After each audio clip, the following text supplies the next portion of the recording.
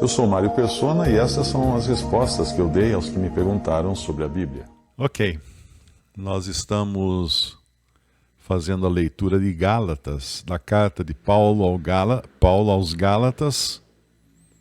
Os Gálatas eram de diferentes assembleias na região da Galácia. A Galácia não era apenas uma cidade, mas era uma região, como a gente falar, o estado da Bahia ou coisa assim. Então, a partir do versículo 12, irmãos, rogo-vos que sejais como eu, porque também eu sou como vós. Nenhum mal me fizestes. Quando Paulo fala que sejais como eu creio que aqui ele está se referindo, né, ao tipo de ministério que ele está trazendo para eles, primeiro, entendendo que ele tinha vindo da lei, ele tinha sido um fariseu de fariseus, segundo a lei, irrepreensível, segundo a lei. Então ele tinha vindo da profundidade do farisaísmo e da lei judaica. E mesmo assim chegou um momento que o Senhor tocou seu coração, ele simplesmente deu uma cambalhota e saiu sem ser mais um judaizante ou um promotor da lei. Agora ele promovia a graça de Deus. Então esses Gálatas estavam fazendo o caminho inverso. Eles tinham sido chamados pela graça, pelo evangelho da graça, e pela influência agora de judaizantes, infiltrados entre eles, eles estavam querendo voltar para a lei. E aí Paulo tem que repreendê-los. Então rogo-vos que sejais como eu. Como assim? Saiam disso como eu saí, saiam dessa lei como eu saí da lei. Porque eu também sou como vós, nenhum mal me fizestes. E o versículo 13 ele fala, e vós sabeis que primeiro vos anunciei o evangelho estando em fraqueza da carne. Primeiro vos anunciei o evangelho estando em fraqueza da carne. Isso aqui, alguns acreditam que ele estivesse doente quando ele anunciou o evangelho para eles. E nós sabemos que Paulo teve um período da vida dele, que depois que ele subiu, foi arrebatado ao terceiro céu, o Senhor colocou nele um espinho na carne, para que ele não se vangloriasse, para que ele não se orgulhasse daquilo que tinha acontecido com ele.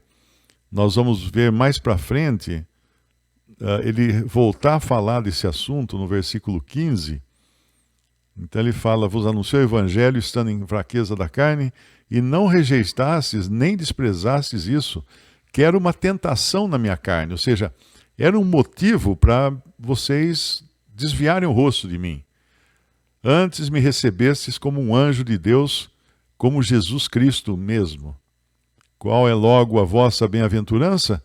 Porque vos dou testemunho de que, se possível fora, arrancaríeis os vossos olhos e mos daríeis. Então alguns acreditam, eu acredito também, que o problema de Paulo era uma doença, uma enfermidade, o espinho na carne seria uma enfermidade nos olhos, principalmente nos olhos, porque no céu, quando ele subiu ao terceiro céu, ele foi arrebatado ao terceiro céu, ele viu coisas e ouviu coisas também que ele não poderia nem repetir, não é lícito ao homem falar. E agora aquilo poderia ser então uma enfermidade que o Senhor permitiu que fosse colocada nele. Ele chama de mensageiro de Satanás.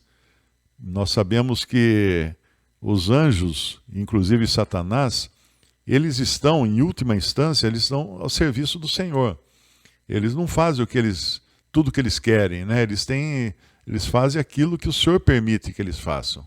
E muitas vezes o Senhor usa os anjos e mesmo os demônios e mesmo os anjos caídos, como Satanás, para cumprir os seus propósitos. Nós vemos lá no Antigo Testamento que o Senhor enviou um espírito maligno para afligir Saul. Então ele pode fazer essas coisas sim. E essa doença talvez fosse nos olhos, porque ele se refere aqui no versículo 15, se possível for, arrancaríeis os vossos olhos. E é engraçado, né, que nós temos uma grande atração pelos olhos das pessoas, porque a primeira coisa que nós olhamos são os olhos. Você vai conversar com uma pessoa, você olha nos olhos, porque dali vem a expressão das pessoas. Eu hoje fui fazer a minha marcação aqui eu vou passar por uma série de aplicações de radioterapia, e fui então lá na clínica da Santa Casa de Limeira, onde é feito esse trabalho, onde é feito esse tratamento. E na sala de espera, eu reparei que havia pelo menos umas 3 ou 4 pessoas com algum tipo de câncer nos olhos. Então você realmente fica repulsivo, né? Você vê a pessoa com aquela bolota saindo para fora, assim, onde devia estar os olhos. Então cria um edema muito grande, que é um tumor, né? E aquilo chama atenção e aquilo é repulsivo. Você sente que deve olhar para o outro lado, você deve se afastar da pessoa. Naturalmente isso acontece conosco. E por isso que ele fala aqui, nem desprezastes, no versículo 14, nem desprezastes isso, que era uma tentação na minha carne. Antes me recebestes como um anjo de Deus, como Jesus Cristo mesmo. Ele está falando isso de quando ele foi recebido pelos Gálatas para ouvir o Evangelho, para ele pregar o Evangelho aos Gálatas. Mas que isso tudo muda no momento em que eles começam a cair no canto de sereia dos judaizantes, não é? E ele, no versículo 15, ele fala, qual é logo a vossa bem-aventurança? Porque vos dou testemunho de que, se possível fora, arrancaríeis os vossos olhos e mos daríeis. Então, ele estava ciente de que eles estavam totalmente pró-Paulo, né? A favor de Paulo. E o que aconteceu nesse meio tempo? É o que ele fala no versículo 16. Fiz-me acaso o vosso inimigo dizendo a verdade? Eu trouxe a verdade para vocês e agora virei inimigo de vocês? Vocês estão me rejeitando, me rechaçando? E aí ele vai se referir aos judaizantes, aqueles que estavam se infiltrando no meio deles, para tentar que eles guardassem a lei, para dizer que sim, sem que eles fossem... se eles não passassem pela circuncisão, eles não poderiam ser salvos, e outras coisas, tipo, se eles não guardassem o sábado, ou qualquer coisa assim. E ele fala deles aqui no versículo 17. Eles têm zelo por vós, não como convém. Por que eles tinham zelo pelos Gálatas? Porque eles queriam dominar os Gálatas. Não como convém. Não era por amor, não era para a glória de Deus. Eles tinham zelo porque eles tinham interesses nos Gálatas. Mas querem excluir-vos para que vós tenhais zelo por eles. Ou seja, eles querem fazer com que vocês fiquem na coleira deles, presos a eles. Vocês fiquem presos a eles. E essa é a intenção de todo de todo herege, né? Um herege é aquele que procura causar divisão, que procura causar conflito entre os irmãos. E lá em Atos 20, Paulo já falou disso, quando ele disse a respeito dos que entrariam no rebanho. Ele fala no capítulo 20, versículo 29, porque eu sei isto, que depois da minha partida entrarão no meio de vós lobos cruéis, que não pouparão o rebanho. Quem são esses? Esses são os de fora, que vêm para destruir o rebanho. E que entre vós mesmos se levantarão homens que falarão coisas perversas ou pervertidas ou distorcidas para atraírem os discípulos após si. Então você reconhece um herege quando ele seduz as pessoas, ele quer ser o centro das atenções, ele quer atrair discípulos, ele quer que as pessoas se reúnam em torno dele e o tomem como mestre, como doutor, como ensinador deles. Por isso Paulo alerta aqui, né, fortemente, no versículo 17, querem excluir-vos para que vós tenhais zelo por eles. É bom ser zeloso, no versículo 18 ele fala isso, em Gálatas 4:18. É bom ser zeloso, mas sempre do bem, e não somente quando estou presente convosco. Isso aqui é interessante também, porque a gente repara que nós temos uma atitude diferente quando somos visitados por outros irmãos e queremos, de alguma maneira, impressionar esses outros irmãos.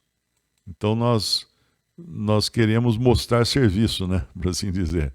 É que nem quando eu trabalhava num banco e lá tinha assim a lenda, né, a ideia, ok, se você quiser fazer um serviço na rua durante o horário de expediente, um serviço seu, né? Então faz assim, deixa o seu paletó na cadeira da sua mesa, porque todos trabalhavam de terno lá no departamento que eu trabalhava, era uma área administrativa do banco. Deixa o seu paletó na cadeira, porque daí você sai e se alguém procurar por você, vão olhar e falar assim, não, o Mário deve estar por aí, porque o paletó dele está na cadeira. Então é uma ideia, uma forma de manter presença sem estar presente. Mas aqui ele fala sempre, é bom ser zeloso, mas sempre do bem, e não somente quando estou presente convosco. Ou seja, quando ele não estava ali, Paulo não estava ali, eles eram outra coisa. Paulo chegava, mudava todo mundo, né? Mudava a aparência, até é como aquele que quando vem irmãos visitar, irmãos de fora, se veste melhor, se comporta melhor. Mas espera aí, nós queremos impressionar quem, né? Nós não estamos aqui para impressionar os homens, mas apenas impressionar o Senhor. E aqui Paulo, depois de falar dessa característica do ser humano, né? Ele no versículo 19, ele usa uma expressão muito carinhosa, meus filhinhos. Por que meus filhinhos? Porque ele certamente era o pai deles na fé. Eles haviam escutado o evangelho de Paulo, por quem de novo sinto as dores de parto, até que Cristo seja formado em vós. Porque um dia Paulo pregou o evangelho para eles e sentiu as dores de parto. Porque quando você prega o evangelho para uma pessoa, é um momento de muita expectativa. O que é uma dor de parto? É uma dor de expectativa. Você está esperando o filho nascer. Então você evangeliza alguém e aí você fica naquela expectativa. Será que ele creu? Será que ele entendeu a verdade? Será que ele é mais um filho de Deus agora? Então, existem essas dores de parto. Quem evangeliza sabe disso, né? Quem às vezes tem uma pessoa na família que você está evangelizando essa pessoa, você sabe quão grande é a expectativa de que essa pessoa se converta. Então ele deixa claro aqui que agora, por quem, meus filhinhos, por quem de novo sinto as dores de parto. Por quê? Porque ele já tinha sentido. Mas agora ele sente as dores de parto até que Cristo seja formado em vós. Até que ele veja uma conformidade da vida deles em relação a Cristo e ao Evangelho da graça. Lembre-se sempre de que o assunto aqui é lei e graça. Eles estavam se afastando da mensagem que receberam da graça, da justificação pela fé, e estavam sendo levados por aqueles enganadores, aqueles falsos apóstolos, para crerem numa justificação por obras, e ainda mais por obras da lei. É como se eles tivessem descoberto o túnel que sai da cadeia, e quando eles estão chegando no fim do túnel, já vendo a luz do sol brilhando, vem e fala assim, pode voltar para a cadeia, não é por aqui não. Visite respondi.com.br. Também 3minutos.net. Baixe os e-books ou adquira os livros.